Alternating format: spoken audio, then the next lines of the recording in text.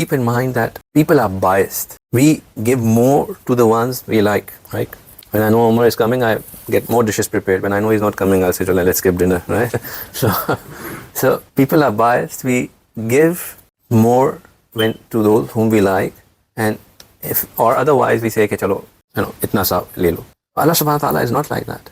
Allah subhanahu wa ta'ala gives to those who obey him, and Allah subhanahu wa ta'ala gives to those who do not obey. Allah subhanahu wa ta'ala does not discriminate. The quality of Ar-Rahman is that Rahman is the one who looks after, who takes care of, who shows his rahmat on everyone without discriminating between a believer or a non-believer, a good abd or a bad abd, a saleh person or a fasik person. There is no discrimination. We disobey Allah subhanahu wa ta'ala all day long. He still allows us to go sleep on a comfortable bed and allows us to go to sleep. The ni'mat of sleep in itself, he does not hold that back from us. He gives it to us.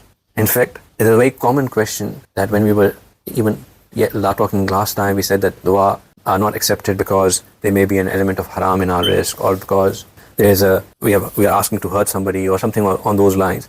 So people may say that, Allah, why is it that non-believers, their duas are accepted? Why is it that Allah subhanahu wa ta'ala give them things? There are two reasons for that. In fact, we should reflect upon this thing, that why is it that the non-believers or the disbelievers in this dunya right now are more established than we are? We are people of Iman. Why is it that we are slacking so behind and they are so well advanced and so well settled and they are such in comfort, whereas we are a third world country? Why? The answer for that is because Allah subhanahu wa ta'ala in this dunya recompenses for the justice. There is justice in their society. There are moral values that are still alive in their society. The values of speaking the truth, the values of keeping the promise, the values of not being outright discrimination, right? And therefore, in response to that, when people get justice, when people get things done, Allah subhanahu wa ta'ala does reward them for those things. That's one answer.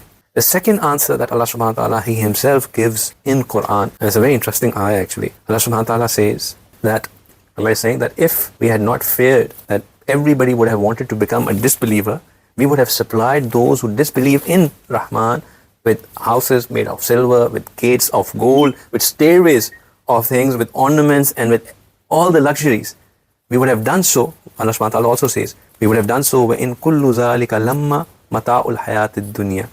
Yet, all of this is no more than a fleeting enjoyment of the worldly life. Allah subhanahu wa ta'ala, in another place it comes that Allah subhanahu wa ta'ala would have given everything to the disbeliever. Whatever is in this dunya, all its treasures would have been given, because to Allah, the value of this dunya is no more than the tip of the wing of the mosquito. The value of this dunya is that little in the sight of Allah subhanahu wa ta'ala. So Allah subhanahu wa ta'ala does not mind giving all of these things to people. So just because people are getting things in dunya is not a sign that they are better off, their duas are more heard than ours. That's not the criteria. Another thing to keep in mind is that when we think that, those who are completely misguided, or those who are completely astray or living a dunya focused life, they have everything, and we are told that be obedient, be this. Why should we be like that? We also want to enjoy in dunya. Then Allah subhanahu wa ta'ala says, فَلَمَّا نَسُوا مَا ذُكِّرُوا بِهِ, that when they become oblivious to the warnings, when they become oblivious to our zikr, when they become oblivious to the reminders that are given to them about the significance of dunya, about the significance of akhirah, what do? فَتَحْنَا عَلَيْهِمْ أَبْوَابَ كُلِّ شَيْءٍ. We open upon them the doors of everything. حَتَّى إِذَا فَرِحُوا بِمَا أُوتُوا أَخَذْنَاهُمْ بَغْتَةً فَإِذَا هُمْ مُبْلِسُونَ. For how long? But just as they become prideful of what they were given, just when they start feeling comfortable, you look at Allah ki pakad, look at this, look at my Lamborghini, where's the pakad? Allah subhanahu wa ta'ala says, just because when they start becoming prideful of what they have been given, we seize them by surprise. Ekdam se Allah ki pakad aa jati hai. And then they instantly fall into despair, then they have no place to go to.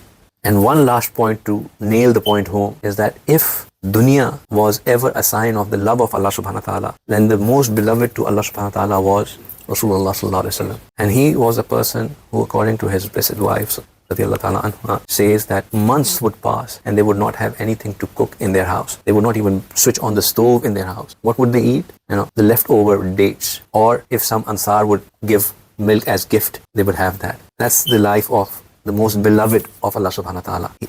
He was the beloved of Allah subhanahu wa ta'ala. Allah says it repeatedly. He lets us know that he was the beloved. But there was no dunya in his life. Having dunya is not a sign that you are true beloved to Allah subhanahu wa ta'ala. It's to the contrary, as we see.